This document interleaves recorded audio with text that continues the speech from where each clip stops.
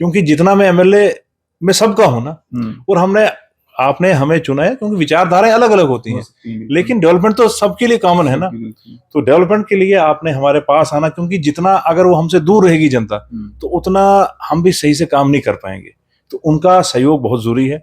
जिस तरीके से उन्होंने वोटों में सहयोग दिया है, उसी तरीके से आपने आगे डेवलपमेंट में भी सहयोग देना है। अब जिन लोगों ने वोट नहीं किया है उनको तो दिल में ये डर रहेगा ना कि हमने तो वोट नहीं किया, हम किस मुंह से जाएं। नहीं नहीं, ये तो बिल्कुल उनके दिल में कभी तो, क्योंकि वो कोई तीसरा कोई गैर आदमी होता तो उन पर उनको शक होता कि शायद पता नहीं वो क्या ऐसा होगा। ऐसा बिल्कुल नहीं है। और मैं आपको बिल्कुल यकीन दिलाऊं, आप मेरे पब्लिक कहीं मीटिंग आप देख रहे होंगे, जहां जहां मैं उन इलाकों में जा रहा हूं जहां से हमें वोट थोड़े से कम मिले होंगे, उन इलाकों में जाने का मतलब मैं उनको ये भरोसा दिलाने की कोशिश कर रहा हूँ कि ये वोटों वाली राजनीति मैं कभी करता नहीं हूँ, ना इंतकाम, सियासी इंतकाम वाली में राजनीति। अगर हमने इलेक्शन के दौरान नहीं की तो उसके बाद करने का तो सवाल ही नहीं पैदा होता। आप खुले दिल से आइए, हमारे साथ बैठिए और हमें सिखाइए, क्योंकि जितना तजुर्बा उनके पास होगा वो हमारे को बेनिफिट देगा। तो बिल्कुल उसमें कोई ऐसी बात ही नहीं है कि कौन यहाँ है कौन अपना, सब अपने लोग हैं, सब अपने लोग हैं, अपने रिश्तेदार हैं, अपनी बरादरी है, रिश्तेदार हैं, पड़ोसी हैं। तो इसमें तो कोई बात ही नहीं है कि उनको घबराने की जरूरत नहीं। आज की खास मुलाकात में हमारे साथ मौजूद है नेशनल कॉन्फ्रेंस सीनियर नेता व रामबन कॉन्स्टिट्यूंसी से जीते हुए एमएलए अर्जुन सिंह राजू जी। सर, स्वागत है आपका न्यूज़ सैर इंडिया में। शुक्रिया बहुत बहुत आपका अरफाज जी। सबसे पहले आपको हमारी तरफ से और हमारी टीम की तरफ से मुबारकबाद है, आपको मौका मिला यहाँ से रामबन कॉन्स्टिट्यूंसी डिस्ट्रिक्ट रामबन की सेवा करने का। धन्यवाद आपका, धन्यवाद। राजी, क्या कुछ रहेगा अब रामबन कॉन्स्टिट्यूंसी के लोगों के लिए, क्या खामियां कमियां आप देख रहे हैं, और जो वादे आपने इलेक्शन के दौरान लोगों के साथ किए थे कैसे आप उनको पूरा करेंगे?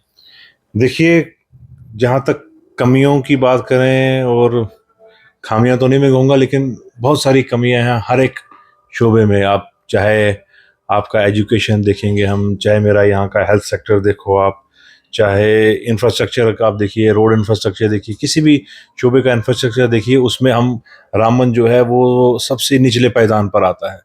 तो उस हिसाब से चैलेंजेस इस रामबन कॉन्स्टिट्यूंसी में और डिस्ट्रिक्ट में जो है, हमारी कॉन्स्टिट्यूंसी जो है सबसे पसमानदा है। एक तो वही है, दूसरा आप देखेंगे इस पूरे ज़िले की भी अगर हम बात करें तो सबसे पिछड़ा हुआ इलाका हमारा ये आता है। तो उस हिसाब से चैलेंजेस तो काफ़ी ज़्यादा हैं, लेकिन जितने चैलेंजेस हैं उतनी ही होप भी है। मैं आपको पहले ही कहूँ कि नाउमीदी तो हम कभी रखते ही नहीं, और उस उम्मीद के साथ उस जिस तरीके का ये मैंडेट आया है, और वो लोगों की जो उम्मीदें हैं, और मैं हम कोशिश तो यही रहेगी, और मुझे पूरा यकीन भी है अपने पर भी और अपनी सरकार पर भी। सबसे पहले एक मुबारकबाद हमारे लिए ये है कि हमारी सरकार जो है इस वक्त यूटी में है और उसके पास क्लियर कट मैंडेट है। तो जितने भी चैलेंजेस आएंगे उसको हम मीट आउट करेंगे, और एक अच्छी सरकार और अच्छा लोगों को जो है सरकार देने का एक हमारा अपना वादा है।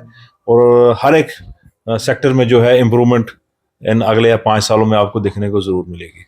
अर्जुन जी, आप हिंदू कम्युनिटी से भी ताल्लुक़ रखते हैं, जम्मू प्रोविंस से भी बिलोंग करते हैं, और लोगों को भी ये लगा था कि अर्जुन सिंह राजू एक युवा चेहरा मंत्रिमंडल में होंगे, लेकिन एक आज़ाद उम्मीदवार को जो है मौका मिला है, क्या कहेंगे? नहीं, उसमें कोई हमारा, वो लोगों की अपनी ख्वाहिशात हो सकती है, वो लोगों का नज़रिया कुछ और हो सकता है, लेकिन जहाँ तक हमारा नज़रिया, हमारा तो ये, मैंने शायद पिछले दिनों भी किसी ने हमसे बात की थी, मैं कहा जब सरकार हमारी है, चीफ मिनिस्टर हमारा है, तो उधर मंत्री कौन बन रहा है कौन नहीं बन रहा है उसमें ज़्यादा फर्क नहीं पड़ता है। लोगों को ये समझना चाहिए जब सरकार उनकी है, दैट मीन्स कि वहाँ तो कुछ ही लोग बैठेंगे ना सरकार में, 2-4 लोग ही इसको चलाएंगे। यूटी की अपनी कुछ लिमिटेशन है, 10% ही एक वहाँ हो सकता है। तो आप ये समझिए, मैं लोगों को ये कहता हूँ कि हर एक शख्स अपने आप को समझिए कि इस वक्त सरकार उसकी है, वो अपने आप को उमर अब्दुल्ला से कम ना समझे। और बिल्कुल जिस तरीके से अर्जुन सिंह को उन्होंने मैंडेट दिया है रामबन का, तो हम हर एक शख्स को कहते हैं कि आप यहाँ के नुमाइंदे हो, आप यहाँ के अर्जुन सिंह हो। उसी तरीके से हर एक शख्स जो है यहाँ का इस वक्त उमर अब्दुल्ला है, उससे कम उसके पास पावर नहीं, क्योंकि अगर इन्हीं लोगों द्वारा तो उमर साहब को चुना गया है, तो जो चुनने वाला बनाने वाला बड़ा होता है कि जो बना हुआ है। तो अगर हमको लोगों ने बनाया है तो हम लोगों से तो बड़े नहीं है। तो उसी तरीके से सरकार भी लोगों ने बनाई है, तो आप इसमें कोई वो नहीं है कि कौन मंत्री होगा कौन नहीं होगा, वो तो प्रेरोगेटिव सरकार इसका है, कैबिनेट का है, उमर साहब का है। तो देखेंगे जब उनको जैसा जरूरत लगेगी। अर्जुन जी, ये जो भारतीय जनता पार्टी के दो फाड़ हुए और एक आज़ाद खड़े हुए, एक पार्टी की टिकट पे खड़े हुए, क्या लगता है आपको नेशनल कॉन्फ्रेंस का यहाँ पे रामबन कॉन्स्टिट्यूंसी से जीतना, क्या नेशनल कॉन्फ्रेंस की कामयाबी मानते हैं इसको, या वो जो दो फाड़ हुए उस कारण से मतलब नेशनल कॉन्फ्रेंस यहाँ पे जीती है? नहीं, हमेशा जीत जमहूरियत में जो है लोगों की होती है। लोगों का मैंडेट था, लोगों ने हमें 29-30 हज़ार 10 हज़ार से हमारी जीत हुई। मुझे लगता है रामबन के इतिहास में ये सबसे बड़ी जीत है। नेशनल कॉन्फ्रेंस के उम्मीदवार को आज तक इतनी बड़ी जीत नहीं मिली थी। इवन कांग्रेस के उम्मीदवार, भाजपा का भी जो उम्मीदवार आज से जीते थे, इतना बड़ा मैंडेट 9,000 से जो है 9,000 प्लस की जो है जीत वो किसी को नहीं मिली है।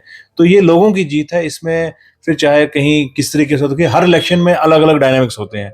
कहीं किसी वक्त बगावत तो हर इलेक्शन में होती है, हर पार्टियों में होती है, तो उसका असर रहा होगा। लेकिन हम उस पर ज्यादा नहीं तरजीह देते हैं, तरजीह दे देते हैं कि लोगों ने आपको हर एक, और मैं आपको इस रामन की खूबसूरती ये बताऊंगी, आप देखेंगे पूरे चिनाब वैली हो या जम्मू खित्ते में हो, वोट जो है वो एक लाइन पर पड़ा, कम्युनल लाइन पर पड़ा। हिंदू एक साइड था, मुस्लिम और हिंदू मुसलमान पर वोट पड़ा। हिंदू सीएम बनाना है, डोगरा सीएम बनाना है, लेकिन सिर्फ वाहिद एक कॉन्स्टिट्यूंसी इस पूरे जम्मू यूटी में आप देखेंगे, जम्मू कश्मीर यूटी में, जहां पर जो है वोट जो है अर्जुन सिंह राजू को किसी एक शख्स का नहीं पड़ा, किसी एक जात का नहीं पड़ा, हर एक कम्युनिटी का वोट मेरे को। आप स्टेशन वाइज देखेंगे, जितना वोट हमें राजपूतों का मिला उतना ही वोट हमें मुसलमानों का मिला, जितना वोट हमें एससी बरादरी का मिला उतना ही वोट एसटी का।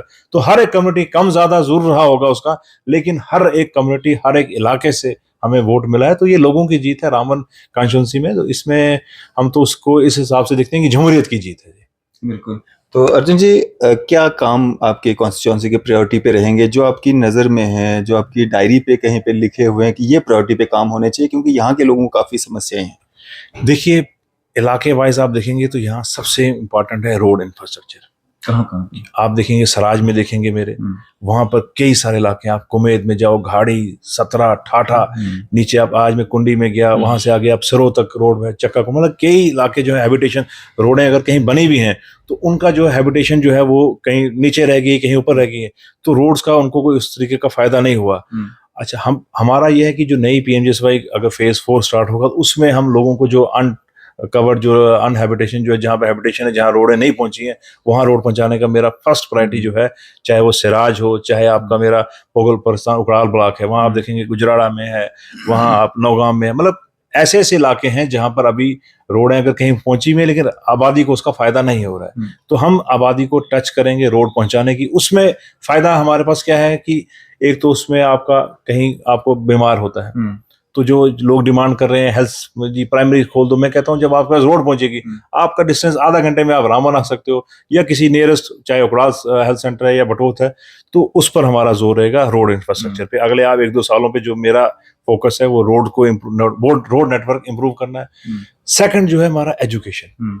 आप एजुकेशन पे देखिएगा, बिल्कुल 10-12 सालों में जो है बिल्कुल हम पिछड़ गए हैं। आप स्कूलों में जाओगे, बच्चों को, उनको मतलब कि 5th का बच्चा होगा, उसको एबीसी सही से नहीं आ रहा है। तो ये मेरा प्राइमरी फोकस है कि प्राइमरी एजुकेशन पर। लोग कभी हमसे बातें कर रहे हैं कि जनाब आप स्कूलों को अपग्रेड कीजिए, हाई स्कूलों को, जो हाई सेकेंडरी बनाइए। मगर मैंने कहा कि हाई सेकेंडरी तो हम बनाएंगे, कॉलेजेस भी बनाएंगे, लेकिन जो बुनियादी, जो उसका बेसिक जो है वो प्राइमरी एजुकेशन, उसको इम्प्रूव करना है। प्राइमरी एजुकेशन में एक टीचर है, उसको कभी बीएलओ लगाया है, कभी कहीं लगाया है। तो आरटीज के लिए भी हमारा एक ये है कि उसको हम थोड़ा सा रिवाइव करेंगे, उसका स्ट्रक्चर चेंज हो सकता है। उनकी ट्रांसफर पॉलिसी पर मैं सरकार से डिमांड करूंगा, अपनी सरकार है, हम ये कोशिश करेंगे एक ट्रांसफर पॉलिसी बने, फ्रेम होनी चाहिए उनकी, बिल्कुल, ताकि क्या है, देखिए वो 10 से 15 साल से एक ही जगह बैठे हैं, उनकी कहीं रोटेशन होगी, स्कूल में रोटेशन होगा, एनवायरमेंट चेंज होगा, बड़ा सारे उसमें चीजें आती है। 20-20 साल से आपने उसको एक जगह बैठा के रखा है। कुछ स्कूलों में जब रैशनलाइजेशन की बात होती थी, लेकिन प्रॉपर रैशनलाइजेशन नहीं हो रहा है। जो रसूखदार हैं वो नजदीक बैठे हैं, एक ओवर क्राउडेड स्कूल है, बच्चे हैं 10, टीचर भी वहां 10 होंगे, कई जगह बच्चे हैं 1000, वो टीचर हैं 2। तो उस पर जो है हमारा फोकस रहेगा कि एक तो फिर उसके बाद सेशन की बात है, मतलब एजुकेशन पे मेरा, और वो भी प्राइमरी एजुकेशन, उसकी, उसमें जो है क्वालिटी लाने की बड़ा जरूरी है। अगर जब आपने प्राइमरी लेवल तक बच्चे को अच्छे से तैयार कर दिया, फिर जो है वो आगे मिडिल और हाई स्कूल में वो आराम से चल सकता है। अगर आपने प्राइमरी लेवल पर ही बेस, तो इसलिए मैं, आप देखेंगे कि मैं उस चीज पर ज्यादा ध्यान दूंगा कि प्राइमरी एजुकेशन अच्छे से मिले हमारे बच्चों को। हेल्थ फैसिलिटी की अगर हम हेल्थ की बात करेंगे, देखिए रामबन तो मेरा तो एक ड्रीम है, अब उसमें कितना समय लगता है क्या है, लेकिन में यहाँ हम जीएमसी लाने की हम कोशिश करेंगे। एक मेडिकल कॉलेज, अगर मेडिकल कॉलेज नहीं आता है तो इस जो हमारा जो एक डिस्ट्रिक्ट हॉस्पिटल है इसका स्ट्रेंथ बढ़ाने की, इसकी जो कैपेसिटी है, अभी 50 बेड है, इसको 100 बेड लाने की कोशिश करेंगे हम। यहाँ का ट्रॉमा सेंटर बंद हो गया है, उसको रिवाइव करने की। तो आप ये समझिए कि छोटी बात मेरी कि जो डिस्ट्रिक्ट हॉस्पिटल है इसके ओवरऑल इंफ्रास्ट्रक्चर को, चाहे वो ह्यूमन रिसोर्स हो, डॉक्टर की अवेलेबिलिटी हो, या यहाँ का फिजिकल इंफ्रास्ट्रक्चर हो, या लैब का है, फलाना है, जो भी मशीनरी की इस्तेमाल है, उसको बढ़ाने पर हमारा फोकस ये रहेगा। तो ये 3 मैंने आपको चीज़ें बताई जिस पर हमारा फोकस ज़्यादा रहेगा। तो उसके बाद जो रूटीन में जो है आपकी चीज़ें जो है, आपका एग्रीकल्चर सेक्टर है, आप देखिएगा मेरा 90% से 95 जो है रेनफेड एरिया है। एग्रीकल्चर सेक्टर से हम काफ़ी ज़्यादा यहाँ की लोकल इकानमी को बूस्ट मिल सकता है, लेकिन उस तरीके से नहीं मिल पा रहा है, तो वो चीज़ें करेंगे। और हार्टिकल्चर, जो हार्टिकल्चर पे अगर हमें हिमाचल बेस पर अगर आप देखेंगे, अगर हार्टिकल्चर में हमने थोड़ी सी इम्प्रूव, क्योंकि लोगों को सिर्फ उसमें थोड़ा जनता का भी सहयोग चाहिए, क्योंकि हम लोग सिर्फ सब्सिडी खाने तक ही इसको एग्रीकल्चर को, हार्टिकल्चर को महदूद रखा है कि जनाब लाए 2 लाख रुपए लाए, शेड लिया। तो उस पे हम लोगों को अवेयर करेंगे जनाब कि ये आपकी सूरत और सीरत बदल सकता है। लेकिन अगर आपने ईमानदारी से इसमें काम किया, उनको अवेयरनेस देंगे, तो मेरा पहला, इन चीज़ों पर हम थोड़ा सा ध्यान देंगे तो देखिए ऊपर वाला भी साथ देगा, और जनता का भी हमें अगर सहयोग मिला तो जरूर इन 5 सालों में जमीनी हालात बदलने चाहिए और बदलेंगे भी। अर्जुन जी, जब इलेक्शन का दौर चलता है तो हर नेता, बड़े से बड़े नेता, farmer CM, farmer deputy CM तक लोगों के घरों में गए और वोट मांगे। लेकिन जब चेयर्स मिल जाती हैं उसके बाद बदलाव आना अपने आप शुरू हो जाता है, नंबर चेंज होना शुरू हो जाता है, या मुलाकातें आम जनता से, कोई मिलना चाहता है तो सिक्योरिटी भारी होती है कि साहब है नहीं घर पे, या साहब अंदर ही होते हैं। कुछ वैसा बदलाव अर्जुन सिंह राजू में भी आएगा, या जिस तरह से पहले से अर्जुन सिंह राजू की जो एक छवि बनी हुई है लोगों के बीच में, उसी तरह से अर्जुन सिंह राजू जो है लोगों के बीच में रहेंगे? कोई कॉन्टैक्ट नंबर कोई चेंज नहीं होगा, बातचीत आम लोगों के साथ, अपनी कॉन्स्टिट्यूंसी के लोगों के साथ तो होगी। देखिए, कम्युनिकेशन और संवाद जमहूरियत में कभी टूटना नहीं चाहिए। और मेरा ये मानना है और मेरी ये खूबसूरती है कि मैं लोगों से मिलता हूँ और उनकी बातें सुनता हूँ, और यही हमारी स्ट्रेंथ है। जब तक आप लोगों से सुनेंगे नहीं, उनसे मिलेंगे नहीं, तो आप आगे नहीं बढ़ सकते हैं। क्योंकि जब तक उनकी बातें सुनो, और ये मैंने आपको यकीन दिलाता हूँ, ये मेरी तबीयत में भी नहीं है। अब आप कई, अगर मुझे जो लोग पर्सनली जानते हैं, मेरा अगर जितना भी पब्लिक लाइफ का 10-15 साल का अगर कैरियर रहा होगा, तो हमने न कभी अपनी अंदाज बदला है, ना कभी हमने अपना वो तरीक़ेकार बदला है। चाहे हम कहीं भी रहें, यहाँ थे, जम्मू थे, कहीं भी थे, तो लोगों से हमारा वो कभी राब्ता छूटेगा नहीं। हाँ, फोन बिजी ज्यादा हो सकता है, वेटिंग में आपको नंबर आ सकता है, लेकिन नंबर वही रहेगा। 2-3 नंबर मुझे ऑन लेने पड़ेंगे, ताकि कोई एक इधर से बात करे, दूसरे करना पड़ेगा। लेकिन ना नंबर बदलेगा, ना हमारे घर का एड्रेस बदलेगा, और ना घर के लोग बदलेंगे। वो जैसे हैं वैसे ही रहेंगे। तो बाकी तो उसमें कोई दिक्कत कभी आएगी नहीं। लोगों को भी मालूम है, यही भरोसा था उनको। और क्योंकि वो आज से हमको जानते नहीं, ये तो दूसरी तीसरी पीढ़ी है, तो वही भरोसा, क्योंकि हमारा अभी इतना तो काम नहीं था, तो ये उसी विश्वास से कि जिस तरीके से हमारे खानदान ने खिदमत की है, तो उसी भरोसे पर लोगों ने भी उम्मीद की कि ये भी उसी तरीके से जरूर खिदमत करेगा लोगों की। तो हम भी आशा यही करते हैं और लोगों को यकीन भी दिलाते हैं। और आप देख रहे होंगे कि मेरे बनने के बाद लोग जम्मू श्रीनगर चले जाते हैं, तो मैं जिस दिन काम हुआ, असेंबली हो गई, उसी दिन हम जाते हैं। उसके बरक्स मैं यहीं रहता हूँ। आज भी लोगों के पास जा रहे हैं, जहां जहां हमें मौका मिल रहा है, लोगों का शुक्रिया अदा कर रहे हैं, ताकि एक हेल्दी माहौल में। और इस वक्त मैं आम आपके माध्यम से लोगों को भी कहना चाहता हूं कि आप 5 साल आपने हमसे काम लेना है। अब आप राजनीति को भूल जाइए, इस वक्त डेवलपमेंट वाली राजनीति पर आइए। जिन्होंने मुझे वोट दिया है या ना दिया है, मैं बार बार ये कहता हूँ कि मैं आपसे पूछने वाला था कि एमएलए आप बने हैं, यहाँ से जीते हैं, क्या काम सिर्फ एनसी और कांग्रेस वालों के होंगे, या बीजेपी वालों ने जिन्होंने आपको वोट नहीं किया, या बाकी पार्टीज के भी होंगे? क्योंकि डेवलपमेंट किसी एक शख्स के लिए या किसी एक इलाके के लिए नहीं हो सकती है। अगर रोड बनेगी वो क्या कहते हैं चक्का से तो सिरों तक जाएगी, तो उसमें तमाम लोग मेरे, चाहे वो भाजपा वाले भी इन्वॉल्व होंगे, कांग्रेस वाले। मैं आज उनको भी कहा, कुंडी एक भाजपा का गढ़ हुआ करता था, वहाँ काफी अच्छा खासा हमें सपोर्ट मिला है। तो मैंने उन लोगों को कहा कि आप ना शर्माइए, ना घबराइए नहीं, आप हमारे पास आइए। क्योंकि जितना मैं एमएलए में सबका हूं ना, और आपने हमें चुना है क्योंकि विचारधाराएं अलग अलग होती हैं, लेकिन डेवलपमेंट तो सबके लिए कॉमन है ना। तो डेवलपमेंट के लिए आपने हमारे पास आना, क्योंकि जितना अगर वो हमसे दूर रहेगी जनता, तो उतना हम भी सही से काम नहीं कर पाएंगे। तो उनका सहयोग बहुत जरूरी है। जिस तरीके से उन्होंने वोटों में सहयोग दिया है, उसी तरीके से आपने आगे डेवलपमेंट में भी सहयोग देना है। अब जिन लोगों ने वोट नहीं किया है उनको तो दिल में ये डर रहेगा ना कि हमने तो वोट नहीं किया, हम किस मुंह से जाएं। नहीं नहीं, ये तो बिल्कुल उनके दिल में कभी तो, क्योंकि वो कोई तीसरा कोई गैर आदमी होता तो उन पर उनको शक होता कि शायद पता नहीं वो क्या ऐसा होगा, ऐसा बिल्कुल नहीं है।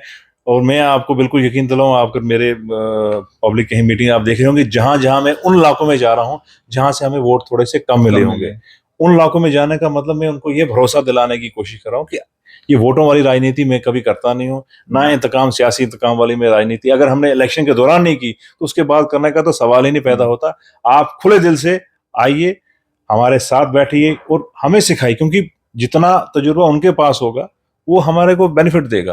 तो बिल्कुल उसमें कोई ऐसी बात ही नहीं है कि कौन यहाँ है कौन अपना, सब अपने लोग हैं, सब अपने लोग हैं, अपने रिश्तेदार हैं, अपनी बरादरी है, रिश्तेदार हैं, पड़ोसी हैं, तो इसमें तो कोई बात ही नहीं है कि उनको घबराने की जरूरत नहीं है। अर्जुन जी, आप एक युवा नेता हैं और आप पे लोगों ने भरोसा जताया है, और हमारा यूथ जो है वो कहीं ना कहीं ड्रग्स की ओर जा रहा है। और रामबन बाजार की अगर हम बात करेंगे, नेशनल हाईवे यहाँ से गुजरता है, उस कारण भी थोड़ा इजी हो जाता है, लोगों को ड्रग्स अवेल हो जाता है। तो उसको मतलब यूथ को उससे दूर रखने के लिए क्या कुछ कदम उठाएंगे? देखिए, जो ये ड्रग्स मीनेंस जो शुरू हुआ, ये आप देखेंगे पिछले 5-10 सालों में इसकी काफ़ी ज़्यादा पेनिट्रेशन, डीप पेनिट्रेशन हो गया है। वो शायद आपके आज के यूथ की जो है वो एंजाइटी लेवल हाई है, उसमें थोड़ा सा जल्दपन जो है ना, वो ज़्यादा उतावलापन ज़्यादा है कि वो चाहते हैं कि आज ही रातों रात हमको जो है नौकरी मिल जाए हमें, तो स्ट्रेस जो है उन पर इतना बढ़ने के कारण वो थोड़ा सा इसमें भटकते हैं।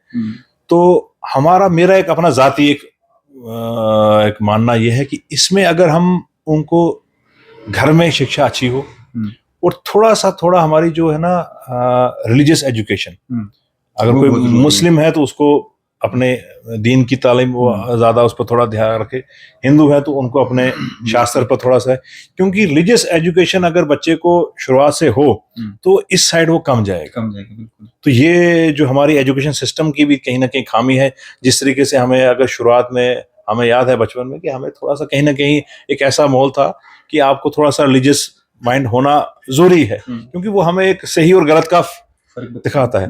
जो ये मॉडर्न एजुकेशन, जो वेस्टर्न एजुकेशन है, वहां पर इस किस्म का बिल्कुल वो खत्म हो गया। आपके इस मोबाइल ने, कंप्यूटर ने, इंफॉर्मेशन जो टेक्नोलॉजी, इसके फायदे भी हुए, लेकिन कहीं ना कहीं इसने थोड़ा सा हमको उस अपने जो ट्रेडिशन से थोड़ा दूर लिया है। तो ये मेरा जोर रहेगा कि घर वालों को, अपने परिवार समाज को, कि अपने बच्चों को कहीं ना कहीं उसको थोड़ा सा रिलीजियस एजुकेशन देना जरूरी है। क्यों, अगर वो कोई अगर एक अच्छा हिंदू है, एक अच्छा मुस्लिम है, वो समाज के लिए भी अच्छा हो सकता है। अगर वो जो उसको अपनी घर की और अपनी जो मजहब की तालीम उसको नहीं पता है, वो समाज के लिए भी उतना ठीक नहीं हो सकता है। तो ये हमारा रहेगा कि थोड़ा सा इसमें ना, अगर आप रिलीजियस उनको थोड़ा सा दें तो उसमें थोड़ा सा जरूर फर्क पड़ेगा सर। अर्जुन जी, जल जीवन मिशन में करोड़ों अरबों रुपया लगाया गया, लेकिन मैं रामबन मैं जहाँ पे भी जिन गांव में गया हूँ, जो चश्मे एक सोर्स हुआ करता था पानी का, वो भी सूख चुके हैं और नलकों में पानी भी नहीं है। तो पानी की कमी से भी लोगों को दो चार होना पड़ रहा है। रोडें, हेल्थ, एजुकेशन तो आपने कहा। देखिए, पानी जो है ना वो हर एक, आप कभी सुनते होंगे कि आलमी तीसरी जंग जो है वो पानी पर होनी है। और आप देखिए जिस तरीके का माहौल है, आज अक्टूबर एंड और नवंबर शुरू होने वाला है और रामबन में अभी तक आप टेम्परेचर देखिए किस लेवल का है। तो ग्लोबल वार्मिंग का इम्पैक्ट पड़ रहा है, हमारे जितने भी चश्मे नाले हैं सूख रहे हैं, बारिश बिल्कुल नहीं हो रही है। एक तो वो है ही है, दूसरा क्या है, इस जल जीवन जो है ये बहुत बड़ा एक स्कैम बन गया। इसमें इस तरीके का जो है जेयू ने, जो हमारा जो कंसर्न डिपार्टमेंट ने बिल्कुल कमरे में बैठ के जो बनाया ना है, उनका कोई जमीन पर जो है वो सही से नहीं हुए। हाउस कहीं है, पाइपलाइन कहीं है, ग्रेविटी कहीं है, सोर्स कहीं, सोर्स का पता नहीं है, टैंकियां बना दी हैं वो खाली हैं। तो इसको हम दो तरीके से देखते हैं, एक तो इस पर जांच पड़ताल का में बिल्कुल बैठानी है, बिल्कुल इसमें ऑडिट भी होगा, इसमें कहीं अगर कोई दोषी पाया जाता है उसके खिलाफ कानूनी कार्रवाई भी बिल्कुल 100% होगी। मैं बिल्कुल प्यार से बोल रहा हूँ, लेकिन कार्रवाई बिल्कुल सख्त होगी इस पे, क्योंकि ये फ्रॉड हुआ है लोगों के साथ। इसमें जो भी मुलविस होगा, जेई से लेके ठेकेदार तक और कंसर्न एक्शन से लेके जो ऊपर तक है, उसको हम बख्शेंगे नहीं। खासकर मैं अपनी रामबन की बात करूं, मैं इसका पूरा सोशल ऑडिट भी कराऊंगा और ऐसे भी देखेंगे कि कहीं कोई गड़बड़ कहाँ हुई है। टेक्निकल अगर फ्लॉज है तो वो कंसर्न जेई एडब्ल्यू एक्शन जो है इसमें उसका हम बिल्कुल उसको कटघरे में लाएंगे। दूसरा, इसमें एक और जो पानी का जो मैं बात करूं, वो रिन्यूएबल सोर्सेज की जो जिस तरीके से, इसमें भी हमें थोड़ा सा देना पड़ेगा, लेकिन वो अभी इतना लेवल का यहाँ है नहीं। चाहे जैसे अब रेन वाटर हार्वेस्टिंग की हम बात करते थे, क्योंकि हमें सोर्सेज को रीजनरेट करना पड़ेगा, हमें कहीं ना कहीं इस बदलते माहौल में जो है अपने आप को बदलना पड़ेगा। तो लेकिन उसमें थोड़ा सा सोशल अवेयरनेस, लोगों को इसमें कम्युनिटी लेवल पार्टिसिपेशन बढ़ाना पड़ेगा, तब जाके जो है इस समस्या से हम हल पाएंगे। अदरवाइज जहां आज आपने कहीं ऐसा भी देखा मैंने, पाइप तो लगाई है उस सोर्स पे, लेकिन वो 6 महीने लगाई थी, आज वहां पानी सूख गया है। तो अब इसमें डिपार्टमेंट का कोई कसूर नहीं, जब पानी सूख गया है तो अब हम उसको ऊपर ले जाएं नीचे ले जाएं, तो फिर तो उसमें गड़बड़ तो है।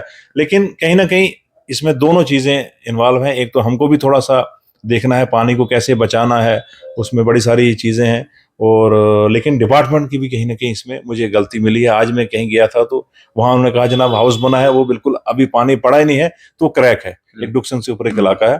तो उस पर हम देखेंगे कि अभी मैं आने वाले दिनों में कि एक इसका ऑडिट पूरा किया जाएगा कि भाई कहाँ किस तरीके का काम क्वालिटी वर्क हुआ है कि नहीं हुआ है। डिस्ट्रिक्ट एडमिनिस्ट्रेशन से कोई मीटिंग, कोई बात, कुछ ऐसा हुआ? डिस्ट्रिक्ट एडमिनिस्ट्रेशन से देखिए जितने कई सारे जो है सेक्टोरल हेड जो है उनसे मेरी मुलाकात हो रही है, लेकिन ऑफिशियली फॉर्मली जो है वो 1-2 दिन में जो है तमाम डिस्ट्रिक्ट हेड से जो है मेरी मुलाकात भी होगी। इंट्रोडक्टरी मीट इसको कहा है, मैंने उनको चिट्ठी लिखी है, और उसके बाद जो है इनफॉर्मली और हम उनसे मुलाकातें कर रहे हैं।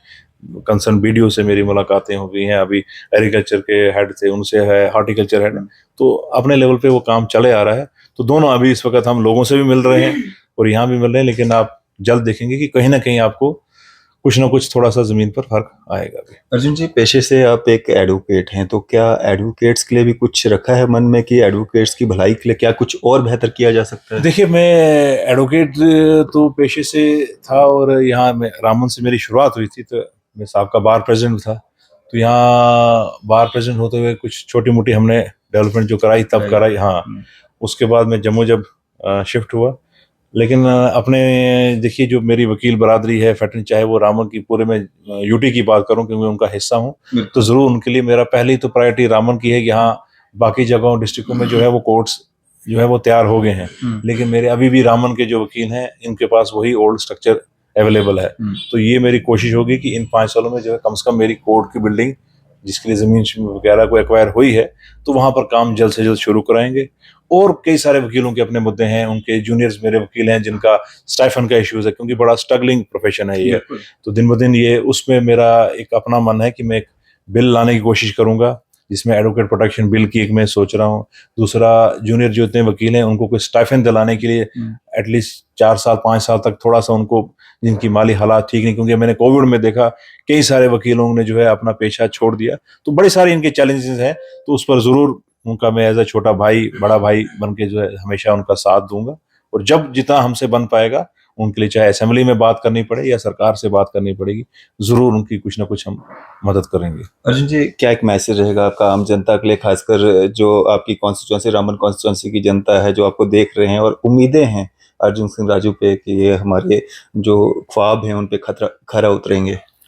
देखिए, मैसेज 2 ही हैं। एक तो पार्टिसिपेशन कीजिए, आप हमारे साथ इस डेवलपमेंटल जो ये सफ़र होगा उसमें आप जुड़िए हमारे साथ, आप हमारे साथ आइए, बातचीत कीजिए, और ये कम्युनिकेशन संवाद का जो है वो आपके साथ होना चाहिए, क्योंकि हमारे दरवाजे हमेशा खुले हैं और हम बिल्कुल दिल खोल के और बिल्कुल अपने, मैं बोलूँगी कोई इसमें बगैर किसी झिझक के जो है उनके हम लोगों का काम करेंगे। दूसरा ये है कि अब इलेक्शन होने के बाद जो है वो सियासी इंतकाम आपस में ना करें, आपस में झगड़ाबाजी, कई जगह मैं देख रहा हूँ कि कोई लड़ाई ये वो नहीं होनी चाहिए। मिलजुल के कहीं भी अगर आप देखेंगे किसी भी कौम की, किसी भी मुल्क की अगर तरक्की हुई है तो उसमें सब ने उसमें रोल प्ले किया है। अगर आप अमेरिका को देखेंगे वहां किसी एक ने नहीं किया है, वहां हर एक मजहब में आप देखिए, वहां आप लंदन में देखिए, वहां उनका मुस्लिम मेयर है, तो बड़े फर्स्ट क्लास तरीके से कल वो दिवाली का उनका जश्न मना रहे हैं, परसों वो ईद का जश्न मनाते हैं। तो हमें भी उनसे सीखना चाहिए कि देखिए, जब तक हम मिलजुल के अपनी आपसी रंजिशें रखेंगे, मजहब पर हम जंग करेंगे, तो हमारा कौम जो है, हमारी मुल्क जो है, हमारा देश, रियासत, जिला, असेंबली, हल्का तरक्की नहीं कर सकता है। तो मेरा सिर्फ यही है कि आप अपने डिफरेंसेस को छोड़िए, बैठिए, अगर कहीं किसी के साथ कोई मनमुटाव है उसको बातचीत से जो है हम हर मसले का हल हो सकता है।